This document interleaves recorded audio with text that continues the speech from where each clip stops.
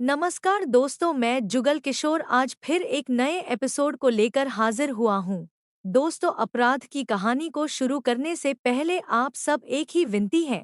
Channel को subscribe करें और बेल आइकन को दबा दें ताकि मेरी अगली वीडियो का नोटिफिकेशन आपको मिल सके। कमेंट करें और लाइक करें, अपने दोस्तों के साथ शेयर करें। चले आज की कहानी शुरू करते हैं। दोस्तों, प्यार और हवस में फर्क होता है। एक औरत तीन तीन मर्दों से रिश्ता रखे तो समझो उसकी हवस पूरी नहीं हो रही है। ऐसे में कोई भी इंसान गलत रास्ते की तरफ चला जाएगा और गलत रास्ता हमेशा ही अपराध की तरफ जाता है। क्या कहानी में कुछ ऐसा ही है? दो बच्चों की मां पूजा संखवार एक नहीं बल्कि तीन से तीन प्रेमियों के साथ गुलछर्रे उड़ा रही थी। ससुराल वालों ने जब उस पर लगाम लगाने की कोशिश की तो उसने अपने तीनों प्रेमियों के साथ मिलकर ऐसी खूनी योजना को अंजाम दिया कि पुलिस ने घटनास्थल का बारीकी से निरीक्षण किया। मृतक गुरुचरण की उम्र 38 वर्ष के आसपास थी। उसका शव झाड़ियों के पास पड़ा था। पैरों पर बाइक पलटी पड़ी थी। शव के पास ही शराब का एक क्वार्टर पड़ा था। वह सफेद रंग की कमीज व पैंट पहने था। उसके शरीर पर चोट के निशान थे। शुरुआती जांच में पुलिस को यही लगा कि गुरुचरण की मौत दुर्घटना नहीं है, क्योंकि उसके शरीर पर कोई गंभीर चोट नहीं थी। सूचना पाकर एसपी कानपुर देहात बीबीजीटीएस मूर्ति तथा सीओ शिव ठाकुर भी मौका ए वारदात पर आ गए।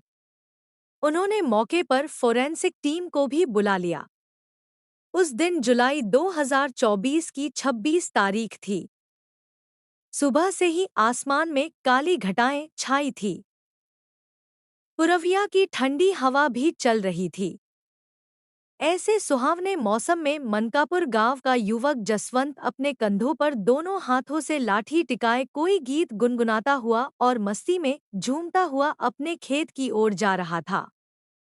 वह जैसे ही खेत पर पहुंचा तो उसके मुंह से चीख निकल पड़ी। खेत में झाड़ियों के पास एक लाश पड़ी थी। उसके पैरों पर बाइक पलटी पड़ी थी। उसने लाश को गौर से देखा तो उसके आश्चर्य का ठिकाना न रहा, क्योंकि वह लाश गांव के ही युवक गुरुचरण संखवार की थी। जसवंत खेत से भागता हुआ गांव आया। उसने गुरुचरण की लाश खेत में पड़ी होने की सूचना उसके घर वालों को दी। इसके बाद तो घर व गांव में कोहराम सा मच गया। जिसने भी सुना वही खेत की ओर दौड़ पड़ा। देखते ही देखते खेत पर लोगों की भीड़ जुट गई। घर वाले भी हांफते हुए वहां पहुंचे।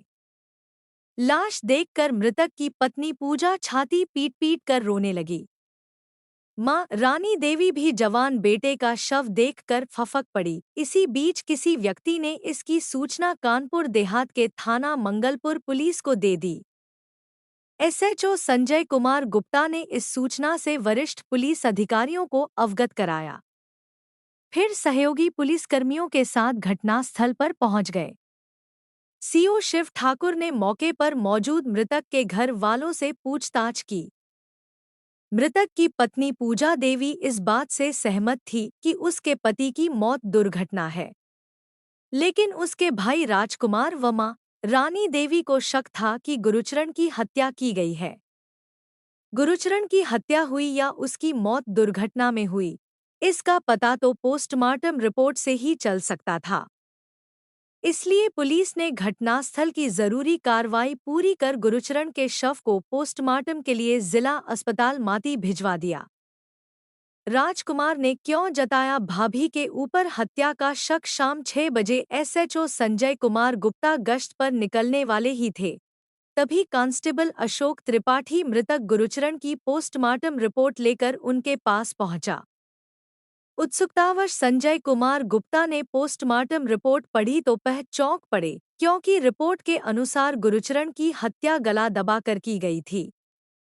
गले की हड्डी टूटी पाई गई थी और चोटों का भी उल्लेख था। इसके बाद एसएचओ ने मृतक के भाई राजकुमार को थाने बुलवा लिया। उन्होंने उसे बताया कि पोस्टमार्टम रिपोर्ट के अनुसार तुम्हारे भाई की हत्या गला कस कर की गई है। क्या तुम्हें किसी पर शक है? हाँ साहब, मुझे भाई गुरुचरण की पत्नी पूजा पर शक है। वह कैसे? संजय कुमार गुप्ता ने पूछा। साहब जी, पूजा बच्चलन औरत है। उसके एक नहीं, 3 से 3 युवकों शिवम, गुलाब और विष्णुदयाल के साथ अवैध संबंध हैं। गुरुचरण पूजा के नाजायज रिश्तों का विरोध करता था तथा उसे पीटता भी था। विरोध के कारण ही पूजा ने अपने यारों के साथ साजिश रचकर मेरे भाई को मरवा दिया। इसके बाद एसएचओ संजय कुमार गुप्ता ने राजकुमार की तहरीर पर धारा 103, 1, 61, 2 भारतीय न्याय संहिता तथा धारा 3, 2 आ SC/ST एक्ट के तहत गुलाब संखवार, पूजा संखवार, शिवम उर्फ ज्वाला तथा विष्णुदयाल के खिलाफ रिपोर्ट दर्ज कर ली और जांच शुरू कर दी। रिपोर्ट दर्ज होने के बाद SPBBGTS मूर्ति ने हत्यारोपियों की गिरफ्तारी के लिए एक टीम सीओ शिव ठाकुर की निगरानी में गठित कर दी। इस टीम में SHO Sanjay Kumar Gupta, inspector crime Rajnish Kumar, SI Nem Singh, head constable Ashok Tripathi, Nizamuddin, Sunil Kumar व महिला कांस्टेबल आरती परिहार को शामिल की। पुलिस टीम ने देर रात नामजद आरोपी गुलाब, शिवम उर्फ ज्वाला व विष्णुदयाल के घरों पर छापा मारा, लेकिन वे फरार थे। शायद उन्हें उनके खिलाफ रिपोर्ट दर्ज होने की जानकारी मिल गई थी, इसलिए वे गिरफ्तारी से बचने के लिए फरार हो गए थे। दूसरे दिन सुबह 11 बजे पुलिस टीम आरोपी पूजा के घर पहुंची। पूजा उस समय घर पर ही थी। पुलिस टीम को देखकर वह त्रियात्रित्र कर जोर जोर से रोने लगी। एसएचओ संजय कुमार गुप्ता ने कहा, पूजा, मुझे तुम्हारे साथ पूरी हमदर्दी है। अब रोने से क्या फायदा? रोने से पति तो मिल नहीं जाएगा। तुम्हें पता है कि तुम्हारे पति की हत्या हुई है, इसलिए अब तुम हमारी मदद करो ताकि हम हत्यारों को पकड़ सकें। पूजा ने आंसू पोंछते हुए बताया, साहब, मेरे पति शराबी थे। बीती शाम 7 बजे वह घर से बाइक लेकर निकले थे, फिर रात भर घर नहीं आए। अगले दिन हमें खबर मिली कि उनकी लाश खेत में पड़ी है। साहब, अब आप मुझे परेशान क्यों कर रहे हैं? जो कुछ मुझे मालूम था, मैंने आपको बता दिया। मेरा तो सब कुछ लुट गया है। मैं अपने पति की मौत का सदमा बर्दाश्त नहीं कर पा रही हूँ। आप लोग पूछताछ कर मुझे क्यों दुखी कर रहे हैं? प्लीज, आप मुझ पर रहम कीजिए। पूजा, मैंने सुना है कि तुम्हारा पति तुम्हें मारता पीटता था। संजय कुमार ने पूछा। नहीं, यह सरासर गलत है। जब कभी शराब का नशा ज्यादा चढ़ जाता था, तभी मारपीट करते थे। क्या तुम गुलाब, शिवम व विष्णु को जानती हो? उन्होंने अगला सवाल किया। साहब, गुलाब हमारे परिवार का है। बाकी दो को मैं नहीं जानती, पूजा ने जवाब दिया। क्या गुलाब से तुम्हारा नाजायज रिश्ता है? कैसी बात करते हैं साहब? आप मुझे बदनाम कर रहे हैं। लगता है आपके किसी ने कान भरे हैं, पूजा तमतमाते हुए बोली। देखो पूजा, तुम्हें सब पता है, लेकिन तुम सब कुछ जानते हुए भी सच्चाई बताना नहीं चाहती। तब पूजा ने कहा, साहब, मुझे परेशान न करें। मेरी तबीयत ठीक नहीं है। पुलिस चाहती तो पूजा को उसी समय गिरफ्तार कर सकती थी, लेकिन टीम बिना ठोस सबूत के उसे गिरफ्तार नहीं करना चाहती थी। इसलिए पुलिस पूछताछ कर वापस आ गई। गुलाब, शिवम व विष्णुदयाल को पकड़े के लिए पुलिस टीम ने अनेक स्थानों पर छापे मारे, लेकिन वे हाथ नहीं आए। पुलिस ने मुखबिरों का जाल बिछा दिया। इधर पूजा को आशंका हुई कि पुलिस को सारे रहस्यों का पता लग गया है। वह उसे कभी भी गिरफ्तार कर सकती है। इसलिए गिरफ्तारी से बचने के लिए वह रात में घर से फरार हो गई। उसे अपने आशिकों का ठिकाना पता था, अतः वह भी उन्हीं के साथ छिप गई। पुलिस टीम को पूजा के फरार होने की ये जानकारी हुई तो पुलिस का शक विश्वास में बदल गया। इसके बाद पुलिस टीम सतर्क हो गई। अब आरोपियों को गिरफ्तार करने के लिए टीम ने अकबरपुर, ढींझक, रूरा आदि स्थानों पर छापा मारा, लेकिन आरोपी गिरफ्त में नहीं आए। 31 जुलाई 2024 की सुबह 6 बजे एसएचओ संजय कुमार को मुखबिर के जरिए सूचना मिली कि सभी आरोपी रेलवे स्टेशन ढींझक रोड तिराहा के पास मौजूद हैं। पूजा भी उनके साथ है। इस सूचना पर संजय कुमार गुप्ता पुलिस टीम के साथ ढींझक रोड तिराहा पर पहुंच गए और गुलाब, शिवम, विष्णुदयाल को हिरासत में ले लिया। पूजा ने घूंघट निकालकर भागने का प्रयास किया, लेकिन महिला सिपाही आरती परिहार ने उसे दबोच लिया। सभी को थाने लाया गया। जब उन सभी से गुरुचरण की हत्या के संबंध में पूछताछ की गई तो सभी ने सहज ही हत्या का जुर्म कबूल कर लिया। जिस गमछे से आरोपियों ने गुरुचरण का गला घोंटा था, उन्होंने वह गमछा भी बरामद करा दिया, जिसे उन्होंने संदलपुर स्थित बम्बा की झाड़ियों में छिपा दिया था। केस का खुलासा होने पर पुलिस सभागार में एसपी तथा सीओ ने भी आरोपियों से पूछताछ की। पुलिस जांच में एक ऐसी औरत की कहानी सामने आई, जिसने देह सुख पाने के लिए अपने पति के साथ घात कर अपनी ही मांग का सिंदूर मिटा दिया। उत्तर प्रदेश के कानपुर देहात जनपद के थाना मंगलपुर के अंतर्गत आता है एक गांव मनकापुर। इसी गांव में राम प्रकाश संखवार अपने परिवार के साथ रहता था। उसके परिवार में पत्नी रानी देवी के अलावा 2 बेटियां तथा 2 बेटे गुरुचरण व राजकुमार थे। राम प्रकाश किसान था। कृषि उपज से ही वह अपने परिवार का भरण पोषण करता था। राम प्रकाश की तमन्ना थी कि वह दोनों बेटों को पढ़ा लिखा कर योग्य बना दे ताकि वह अपने पैरों पर खड़े हो जाएं। लेकिन उसकी यह तमन्ना पूरी न हो सकी। कारण गुरुचरण व राजकुमार का मन पढ़ाई में लगता ही नहीं था। फिर वह पिता के साथ किसानी करने लगे। बेटों का साथ मिला तो राम प्रकाश की गृहस्थी ठीक से चलने लगी। पत्नी से गुरुचरण की क्यों शुरू हुई कलह। गुरुचरण अब तक 20 वर्ष का हो चुका था। अतः राम प्रकाश ने जून 2012 में उसका विवाह पूजा देवी के साथ कर दिया। पूजा सांवले रंग की जरूर थी, लेकिन शरीर मांसल व नैननक्श आकर्षक थे। इसलिए राम प्रकाश व उसकी पत्नी रानी देवी ने पूजा को अपने बेटे के लिए पसंद कर लिया था। पूजा के कामकाज से जहां सास-ससुर खुश थे तो वहीं गुरुचरण भी उससे संतुष्ट था। शुरू में शारीरिक आकर्षण होता ही है। अतः उन दोनों ने भी प्यार से जिंदगी की शुरुआत की। धीरे धीरे 5 साल बीत गए। इन 5 सालों में पूजा एक बेटे और एक बेटी की मां बन गई। गुरुचरण खेती किसानी में जो कमाता था, वह अपनी ही फैशन परस्ती पर खर्च कर देता था। उसे न तो बच्चों की परवरिश की चिंता थी और न ही पत्नी की। पूजा को अपनी जरूरतों के लिए सास रानी देवी के आगे हाथ फैलाने पड़ते थे। सास कभी तो उसे पैसे दे देती, कभी ताना भी कसती, मेरे आगे हाथ क्यों फैलाती है, अपने खसम से पैसे क्यों नहीं मांगती। सास के ताने से पूजा तिलमिला उठती। उसे पति पर भी खूब गुस्सा आता, लेकिन वह मन मसोस कर रह जाती। पूजा को अब बच्चों की परवरिश की चिंता कुछ ज्यादा ही सताने लगी थी, लेकिन पति का रवैया पहले जैसा ही रहा। पूजा अब और अधिक तंहाली बर्दाश्त नहीं करना चाहती थी। इसलिए इस बाबत उसकी पति से तू मैं होने लगी थी। दोनों के बीच भरोसा भी टूट गया था। पति पत्नी के बीच स्थापित भरोसे की बुनियाद का ढहना दाम्पत्य जीवन की सबसे दुखद त्रासदी होती है।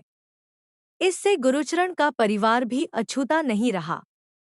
कला ने उसके घर में पैर पसार लिए थे।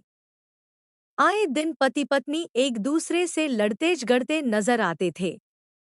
ऐसे माहौल में एक बुराई और घर में घुस आई। वह थी गुरुचरण की शराबखोरी। गुरुचरण जब शराब पी लेता था तो उसमें हैवान समा जाता था। वह पूजा को इतना पीटता था कि पड़ोसियों का कलेजा दहल जाता था। एक बार तो उसने पूजा को घर से भी खदेड़ा था। पर पूजा थी कि सब कुछ सह लेती थी। इन्हीं दिनों गांव के एक शादी समारोह में पूजा की मुलाकात शिवम उर्फ ज्वाला से हुई। वह पड़ोसी गांव जरिहा का रहने वाला था। पहली ही मुलाकात में दोनों एक दूसरे के प्रति आकर्षित हुए। उसके बाद उनकी मुलाकातें चोरी छिपे होने लगी। चूंकि शिवम उर्फ ज्वाला शरीर से हट्टा-कट्टा व जवान था, इसलिए पूजा भी उस पर फिदा हो गई। उसके बाद जल्द ही दोनों के बीच अवैध रिश्ता बन गया। वह चोरी छिपे शारीरिक भूख मिटाने लगे। संबंध कायम होने के बाद शिवम पूजा की आर्थिक मदद करने लगा। साथ ही उसकी डिमांड भी पूरी करने लगा। पूजा ने अब पति से दूरियां बना ली थी और आशिक शिवम की बाहों में झूलने लगी थी। लेकिन कुछ ही समय बाद पूजा और शिवम के अवैध रिश्तों की चर्चा मोहल्ले में होने लगी तो गुरुचरण के कान खड़े हो गए। उसने इस बाबत पूजा से सवाल जवाब किया तो वह साफ मुकर गई। झूठ बोलने पर गुरुचरण ने उसकी जमकर पिटाई की और उस पर नजर रखनी शुरू कर दी। इसका नतीजा यह हुआ कि दोनों का मिलन बंद हो गया। इसके बाद दोनों बेचैन रहने लगे। इसी बीच शिवम उर्फ ज्वाला ने पूजा को फुसलाया और साथ भाग चलने को कहा। पूजा इश्क में अंधी हो चुकी थी, इसलिए वह शिवम के साथ जाने को राजी हो गई। वह शिवम के साथ महाराष्ट्र भाग गई। वह 2 माह तक महाराष्ट्र में रही, फिर वापस गांव आ गई। एक बार बहकने के बाद क्यों नहीं संभल पाई पूजा। गुरुचरण पूजा को घर में रखना नहीं चाहता था, लेकिन माँ के समझाने व बच्चों की खातिर वह उसे रखने को राजी हो गया। वापस आने के बाद पूजा कुछ समय तो ठीक से रही। उसके बाद वह फिर से शिवम से मिलने लगी। शिवम को लेकर अक्सर दोनों में झगड़ा होता और वह पूजा की पिटाई करता। कई बार शिवम से भी उसकी रार हुई। कहते हैं, औरत एक बार फिसल जाए तो वह फिसलती ही जाती है। पूजा के साथ भी ऐसा ही हुआ। पूजा की आशिकी शिवम से अभी चल ही रही थी कि पूजा की नज़र पड़ोसी युवक गुलाब संखवार पर पड़ी। 20 वर्षीय गुलाब गबरू जवान था। पारिवारिक रिश्ते में वह पूजा का चचेरा देवर था। उसका पूजा के घर आना जाना था। पूजा का उस पर दिल आया तो वह उस पर डोरे डालने लगी। चूंकि उनके बीच देवर भाभी का रिश्ता था, इसलिए पूजा गुलाब से हंसी मजाक व छेड़छाड़ भी करने लगी। गबरू जवान गुलाब को भी पूजा की बातों में रस आने लगा था। वह भी पूजा को चाहने लगा था। अतः जल्द ही दोनों के बीच शारीरिक रिश्ता बन गया। गुलाब को अब जब भी मौका मिलता तो वह पूजा के साथ मौज मस्ती करता। चूंकि गुलाब पूजा से कम उम्र का था, सो पूजा को उससे ज्यादा ही लगाव हो गया। गुलाब का एक साथी था विष्णुदयाल। वह पड़ोस के गांव फरीदपुर निटर्रा का रहने वाला था। शराब ठेके पर अक्सर उन दोनों की मुलाकात होती थी। दोनों साथ बैठकर पीते थे। गुलाब ने एक दिन शराब के नशे में विष्णुदयाल को पूजा के बारे में बताया और कहा कि यदि वह चाहे तो वह पूजा के साथ ऐश कर सकता है। विष्णुदयाल की दोस्ती शिवम से भी थी। शिवम और पूजा के अवैध रिश्तों की जानकारी भी उसे थी। इसलिए जब गुलाब ने पूजा के साथ ऐश की बात की तो वह राजी हो गया। इसके बाद गुलाब ने विष्णुदयाल की भी दोस्ती पूजा से करवा दी। अब पूजा अपने 3 आशिकों की बाहों में झूलने लगी, लेकिन वह गुलाब को ही ज्यादा तवज्जो देती थी। वह उसके साथ घर बसाने के सपने देखने लगी थी। एक शाम ठेके पर शराब पीने के दौरान गुरुचरण को उसके एक शराबी साथी ने चेताया, गुरुचरण, शराब में इतना मत डूब जाओ कि घर ही बर्बाद हो जाए। आजकल तुम्हारे परिवार का लड़का गुलाब तुम्हारी बीवी के साथ गुलछर्रे उड़ा रहा है। उसे रोको, वरना हाथ मलते रह जाओगे। साथी की बात सुनकर गुरुचरण का माथा ठनका। देर शाम वह घर लौटा तो गुलाब उसके घर में मौजूद था। गुलाब पर नजर पड़ते ही उसके तनबदन में जैसे आग लग गई। उसने गुलाब से तो कुछ नहीं कहा, पर तड़ाक से पूजा के गाल पर थप्पड़ जड़ दिया। वह उसके बाल पकड़कर खींचने ही वाला था कि गुलाब ने उसे झपट कर दूर ढकेल दिया। खबरदार! जो अब पूजा भाभी को हाथ लगाया, गुलाब गुर्रा उठा। हरामजादे, तेरी यह मजाल। तू होता कौन है मेरे और मेरी बीवी के बीच बोलने वाला? यह मेरी बीवी है। मैं इसे खूब मारूंगा, कहते हुए गुरुचरण गुलाब से गुंथ गया। किसी तरह पूजा ने उन दोनों को अलग किया। फिर गुलाब चला गया। इस घटना के बाद गुरुचरण चोरी छिपे पूजा की निगरानी करने लगा था। वह पूजा को रंगे हाथ पकड़ा चाहता था। एक रोज सुबह गुरुचरण बाइक से अकबरपुर कस्बा जाने और देर रात तक लौटने को कहकर घर से चला गया। पूजा उसकी तरफ से बेफिक्र हो गई। पूजा प्रेमी के साथ कैसे पकड़ी गई रंगेहाथ दोपहर को अचानक ही गुरुचरण लौट आया। वह उठके हुए किवाड़ खोलकर दबे पांव अंदर दाखिल हुआ। कमरे का नजारा देखकर उसका खून खौल उठा। पूजा और गुलाब आलिंगनबद्ध लेटे हुए थे। उस पर नजर पड़ते ही गुलाब तो भाग खड़ा हुआ। फिर गुरुचरण ने लात-घूंसों से पूजा की जमकर पिटाई की। पूजा ने रो रो कर पूरा मोहल्ला इकट्ठा कर लिया। उस रोज पूरा मोहल्ला जान गया कि पूजा और गुलाब के बीच नाजायज रिश्ता है। गुरुचरण का भाई राजकुमार पूजा की बदचलनी के बारे में जानता था। उसने उसे समझाने का भी प्रयास किया, लेकिन वह नहीं मानी। राजकुमार सख्ती से इसलिए पेश नहीं आया कि कहीं वह उस पर ही कोई इल्जाम न लगा बैठे। रंगे हाथ पकड़े जाने के बाद गुरुचरण पूजा और गुलाब पर कड़ी नजर रखने लगा। जिस दिन गुलाब घर के आसपास दिख जाता तो वह गुलाब को खूब गालियां बकने लगता। कभी कभी तो मारपीट भी हो जाती। कड़ी निगरानी की वजह से अब पूजा और गुलाब का मिलन बंद हो गया। अब दोनों फोन पर ही बात करते थे और दिल की लगी बुझाते थे। पूजा को मोबाइल फोन व सिम गुलाब ने ही दिया था। मौका पाकर ही वह गुलाब से फोन पर बात करती थी। एक रोज दोपहर को गुलाब को पता चला कि गुरुचरण घर से बाहर है तो गुलाब हिम्मत जुटाकर पूजा के पास जा पहुंचा। पूजा अपनी चारपाई पर लेटी हुई बार बार करवटें बदल रही थी। उसकी बेचैनी भांप कर गुलाब ने पूछा, पूजा भाभी, तुम्हारी तबीयत ठीक नहीं है क्या? पूजा उठकर बैठ गई। वह कुछ देर तक गुलाब के चेहरे पर नजर गड़ाए रही, फिर सपाट स्वर में बोली, गुलाब, तुम मुझसे प्यार करते हो ना? अरे भाभी, यह भी कोई पूछने की बात है? गुलाब भी उठ बैठा, तुम्हें मेरे प्यार पर भरोसा नहीं है क्या? मेरी चाहत में कहीं कोई खामी नजर आई तुम्हें? उसने पूजा का चेहरा अपने हाथों में थाम लिया। नहीं गुलाब, मुझे तुम पर पूरा भरोसा है लेकिन क्या भाभी? हम इस तरह कब तक मिलते रहेंगे गुलाब?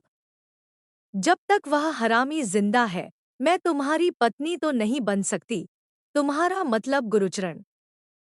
हाँ, मेरा पति तो वही है। तुम्हारा और मेरा रिश्ता तो नाजायज ही है, तो फिर? कुछ करना पड़ेगा गुलाब। अगर तुम साथ दो तो तुम बोलो तो सही। मैं तुम्हारे लिए कुछ भी करने को तैयार हूँ। तो सुनो मेरी बात। वह गुलाब को अपनी ओर खींचकर उसके कान में कुछ फुसफुसाने लगी। इसके बाद गुलाब ने पूजा के प्रेमी शिवम उर्फ ज्वाला के साथ मिलकर गुरुचरण की हत्या की योजना बनाई। गुरुचरण शिवम व पूजा के देह मिलन में रोड़ा बनता था, सो वह उसकी हत्या करने को राजी हो गया। योजना बनी कि देर शाम गुरुचरण को खेत पर शराब पीने के बहाने बुलाया जाए, फिर मौत की नींद सुला देंगे। लेकिन समस्या यह थी कि शराब के लिए उसे किसके जरिए बुलाया जाए, क्योंकि गुलाब व शिवम से तो वह खुन्नस खाता था और देखते ही भड़क जाता था। काफी सोच विचार के बाद गुलाब को फरीदपुर निटर्रा निवासी विष्णुदयाल का नाम याद आया। वह गुरुचरण का साथी था। वह उसके साथ कई बार जाम से जाम टकरा चुका था। पूजा ने प्रेमियों के साथ क्यों उजाड़ा सुहाग? गुलाब और शिवम ने उससे बात की तो विष्णुदयाल ने साफ मना कर दिया। इस पर गुलाब ने पूजा से बात की। पूजा ने विष्णुदयाल को मिलन का लालच देकर राजी कर लिया। उसके बाद शिवम, गुलाब व विष्णुदयाल ने कान से कान जोड़कर गुरुचरण की हत्या की पूरी रूपरेखा तैयार की और जानकारी पूजा को भी दे दी। 25 जुलाई 2024 की शाम 6 बजे विष्णुदयाल मनकापुर गांव के बाहर खेत में पहुंच गया। उसके हाथ में शराब का क्वार्टर भी था।